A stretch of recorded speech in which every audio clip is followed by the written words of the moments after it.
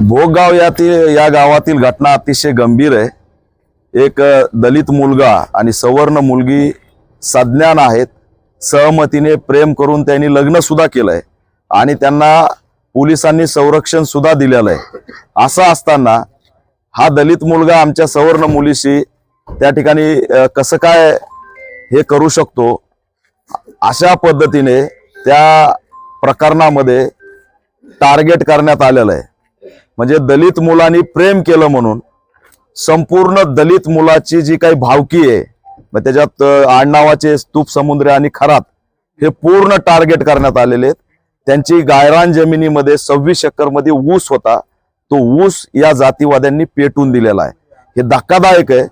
सुदैवाने हे दोघंही सुखरूप गेले म्हणून वाचले, अन्यथा या दोघांचंही वॉनर किलिंग होण्याची शक्यता नाकारता येत नव्हती। या जातीवाद्याची मानसिकता अतिशय भयानक आहे। त्याच्यामुळे चिडून त्यांनी ऊस या दलितांचा जाळलेला आहे। नुकसान जवळपास 56 लाख रुपये झालेलं आहे आणि या कृत्यामागे कुणीतरी मास्टरमाइंड असल्याशिवाय ही घटना घडलेली नाही।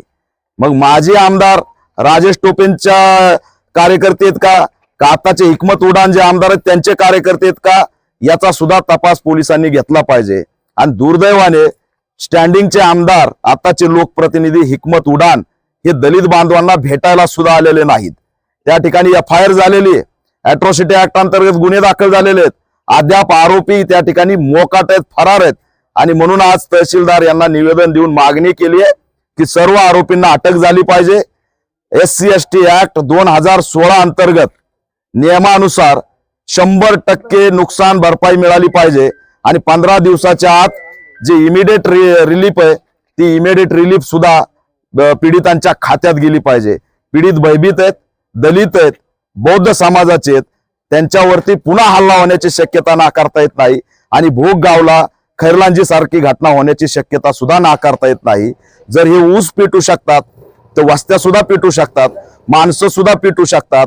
म्हणून तात्काळ प्रतिबंधात्मक कारवाई म्हणून या आरोपीतले काही लोक आधीच्याही प्रकरणात होते, सामाजिक सलोखा बिघडवतायत, जातीवाद वाढवतायत, दंगल सदृश्य परिस्थिती करतायत।